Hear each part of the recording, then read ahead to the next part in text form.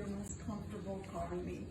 I'm very happy to be here this morning. I'm occasionally, maybe once a year, do a service for one of the other churches in, where is it, Farmington now? Mm-hmm.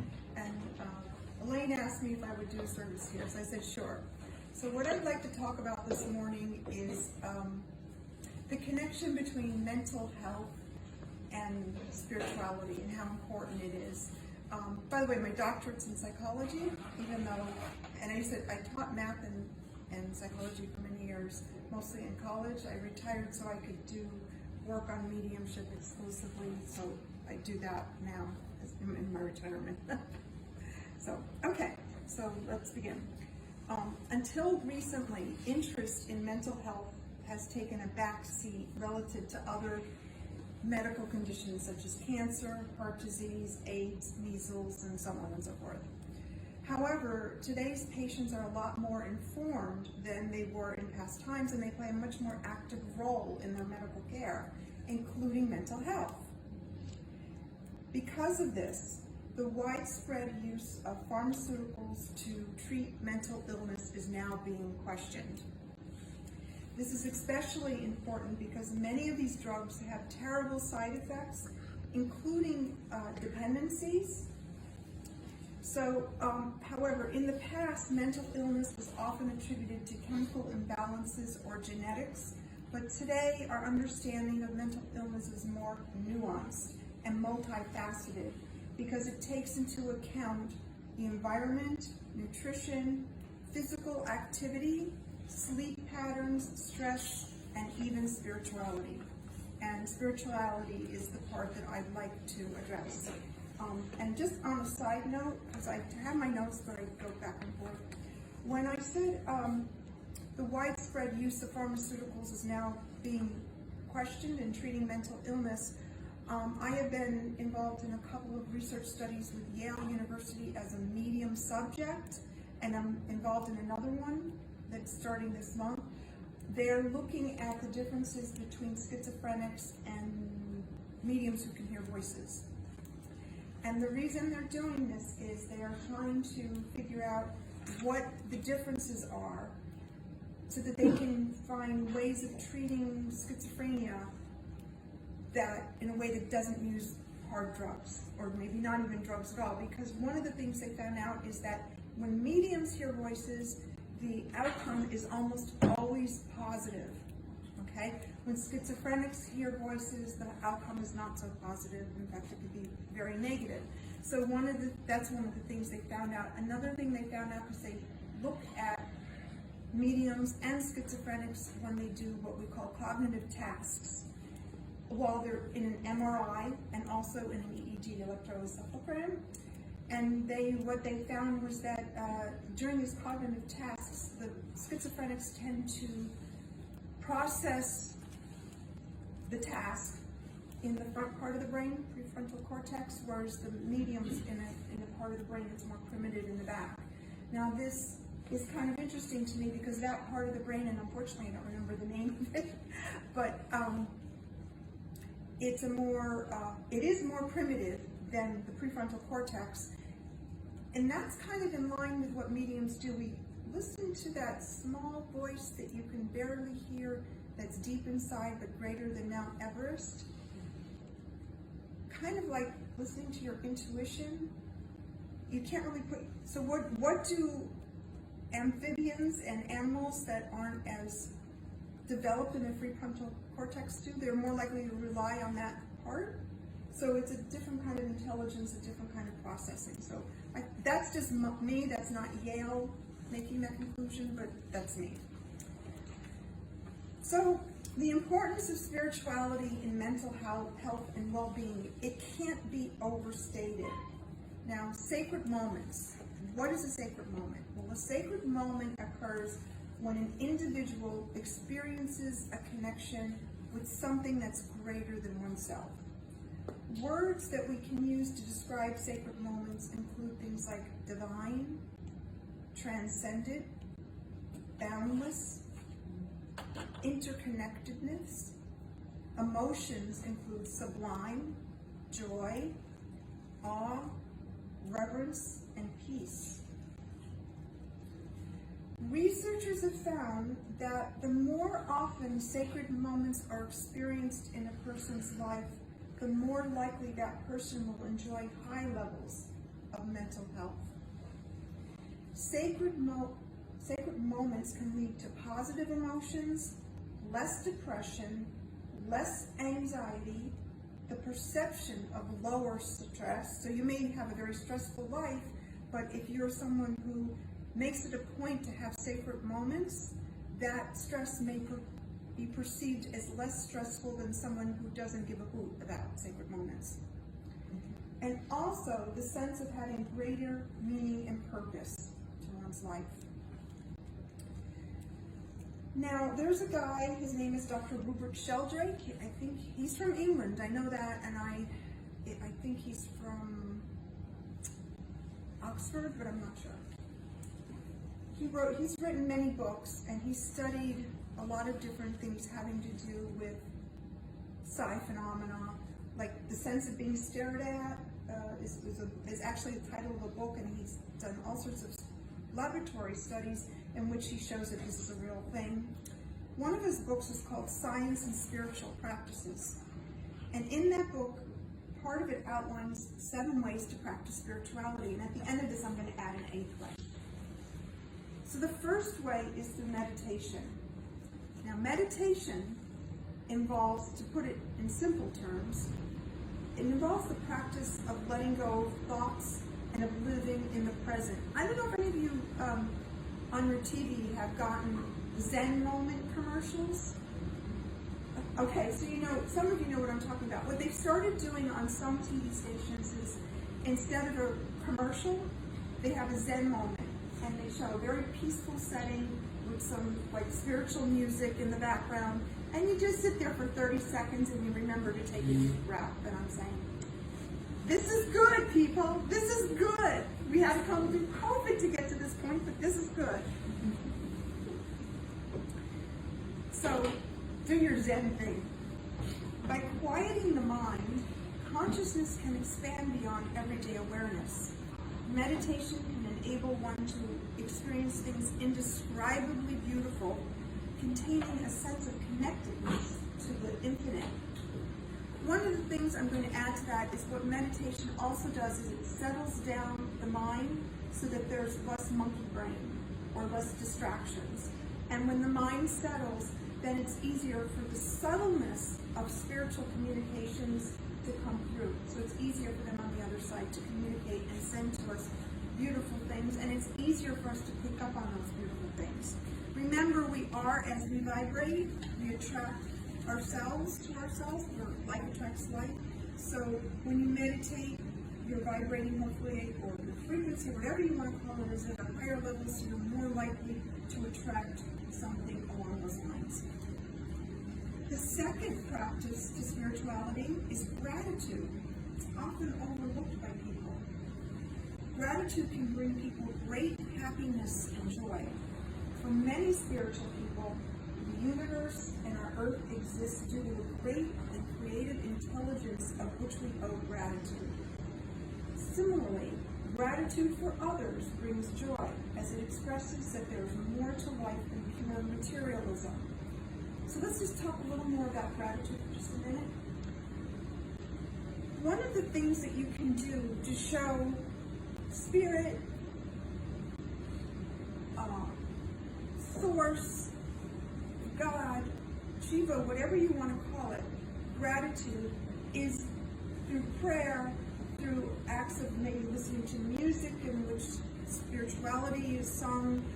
There are a whole bunch of ways of doing that to express gratitude to the universe. Gratitude is kind of like a dance.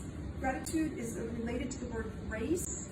So we give thanks to above, and then above returns that thanks to us by giving thanks to our thanks, and then we give thanks, and then it's like a dance between above and below, the two of us, above heaven or whatever you want to call it, and us on earth dancing. And so that grace or that gratitude plays us a big part in that back and forth synergistic movement of energy. aspect in practicing spirituality has to do with nature. Nature can produce profound, deep healing and calming effects. For example, the magic song of birds, the turn of the seasons, the awe of a thunderstorm, or a radiant sunrise has the power to remind us that there is more to life than pure materialism. Interestingly, the Latin word natura means birth, thereby implying the source of life. So you might think of nature as a source of life. Shooting stars, the Milky Way, constellations, and the movement of the planets can even impart a cosmic connection to us. So interestingly, I'm a big nature fan. I love to go out in the garden, I love to walk, blah, blah, blah. Last night, around 6 or 7 o'clock, as soon as it got dark, the owls started hooting. I hadn't heard the owls in a while. And by the time I went to bed around midnight, they were still hooting, and there were 3 of them. And this was going on for hours and hours. And I thought, that's because I'm going to the church tomorrow. The Spirit is communicating that they're going to be with me. But, I mean, they were so noisy. And I heard them maybe a week ago once, and then they started again tonight. Really, really very active. So that was interesting. The fourth way to practice spirituality is through plants. Yes, plants can transmit a sense of the spiritual, of which examples abound. Buddhist and ancient Egyptian lotus flowers, roses representing the Virgin Mary, and flowers in Hindu ceremonial worship. Trees include the biblical sycamore, the Druidic oak, and the Buddhist Buddha, or Buddha. Henry David Thoreau, an American, one of us, known for his book Walden, describes his forest and wildlife experiences at Walden Pond, Massachusetts. This quote's made from many, the Fibonacci sequence, which is commonly found in nature, demonstrates a spiritual side of mathematics. I had a friend of mine who was in mathematics, and she was reading this article, and she said, that's got to be a mathematician that wrote that. And then she looked at the author and thought it was me. I used to teach at the same university that she teaches math at. So, yes. Rituals is the fifth way to practice spirituality. They help us to connect with our spiritual past, which is also important. Many religious ceremonies use ancient languages. Hindu pujas are often held in Sanskrit, and Coptic church services in the ancient Egyptian language. Passover commemorates the night before ancient Jewish people were freed from slavery in Egypt. Holy Communion honors Christ's Last Supper, which itself was a Passover ceremony. Greetings can often have a ritualistic sense. For example, Namaste has often been translated as I bow to the divine in you, and the Hebraic phrase Shalom Aleichem means peace be with you. Many rituals become part of daily life, thereby serving a spiritualistic lifestyle. So one thing I would say is, if you can get yourself into a little ritual a couple times a day, it doesn't have to be anything complicated, it's just something. So I'd say whatever it is that reminds you, it's a constant reminder of this spirituality. The sixth point he makes is music, one of my favorites. Music has played a role, a quintessential role in spirituality and well-being beings since ancient times. According to Hinduism, the universe was formed by sounds, with Om playing a major role. The Greek Pythagoreans believed that music connects mathematics, which is quantitative and objective, with intuitive, which is qualitative, subjective experiences. Today, music therapy can treat depression, pain management, anxiety, and other mental health concerns. So, just a side note, when I used to teach psychology, general psychology, we would talk about how the mind works. I used to show the kids a short video. What they had was patients who were undergoing a lot of pain, patients with children who were undergoing a lot of pain, they would watch this video that had lots of music, and it was somebody skiing, but a cartoon, and the kids would watch this and it would diminish their pain, just by listening to the music of the video and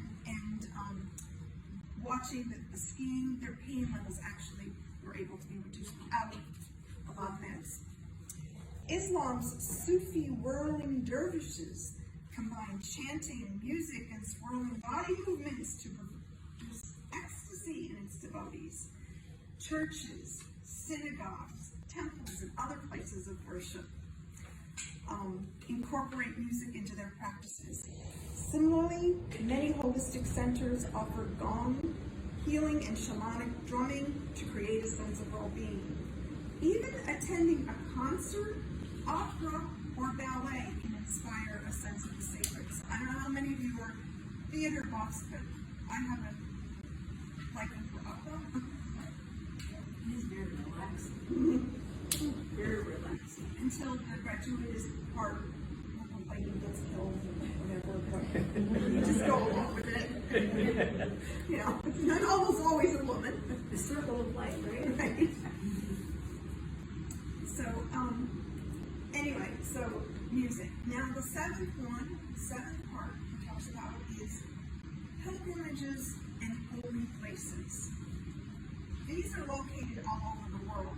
Islam's Mecca, India's Holy Ganges River, Stonehenge in Avebury in England, ancient Egyptian temples, sacred Japanese Shinto temples, and Wyoming's Bighorn Medicine Wheel. Okay, these are all well known, and we can go on with the list to make it longer. However, you need not have to travel to expensive places and spend a lot of money to find a sacred place to worship. Okay? You can still find modest places that will instill that sense of spirituality. Sometimes a quiet retreat alone or with a few friends to a forested area or a local lake. We have lots of beaches here. That in and of itself can uplift one's heart and mind into experiencing sacred moments. So you don't have to spend a lot of money to go to a sacred spot. You can find an open space. I have a tree in the backyard. I think I named him Thor. And I go out and talk to him. Used to, not so much anymore now.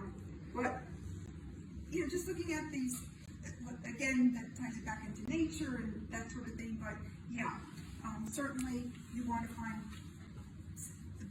he calls it pilgrimages and holy places. I'm just going to call it sacred spaces. So, now I'm going to add an eighth one, which Dr. Sheldrake, what's his name? Huber's first name. I always get the names mixed up. Which one comes first?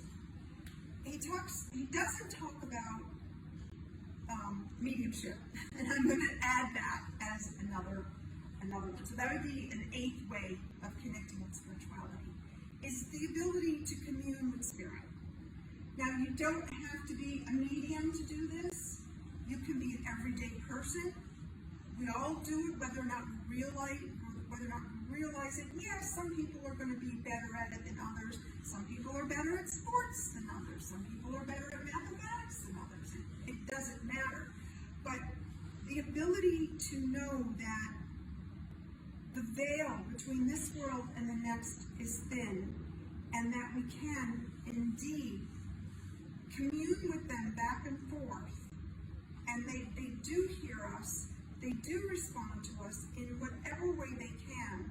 That could be another spiritual practice. So either you're talking to them in your mind or out loud and hearing them or feeling and sensing them, or you're looking for signs. Signs could be rainbows, feathers, find a coin, the lights flickering, acting funny, whatever.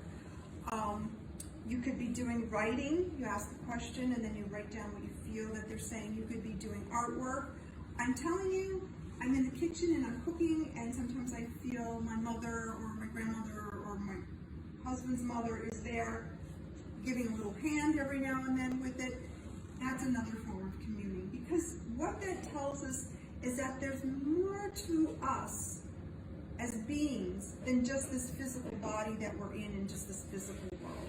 It's a constant reminder. So the 8th one I'm going to say is the ability to commune. So to sum up, clearly spirituality is an important component of mental health and well-being.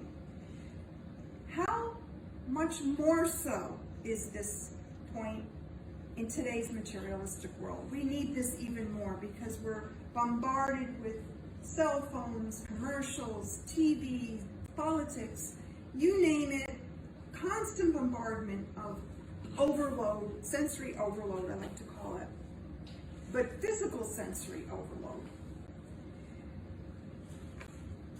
In that light, I'm going to say that spiritual practices have the potential to help people rise above the everyday materialism or any form of materialism in order to live one's life with purpose, meaning, happiness, and joy. And in that, thank you very much. Thank you. Thank you.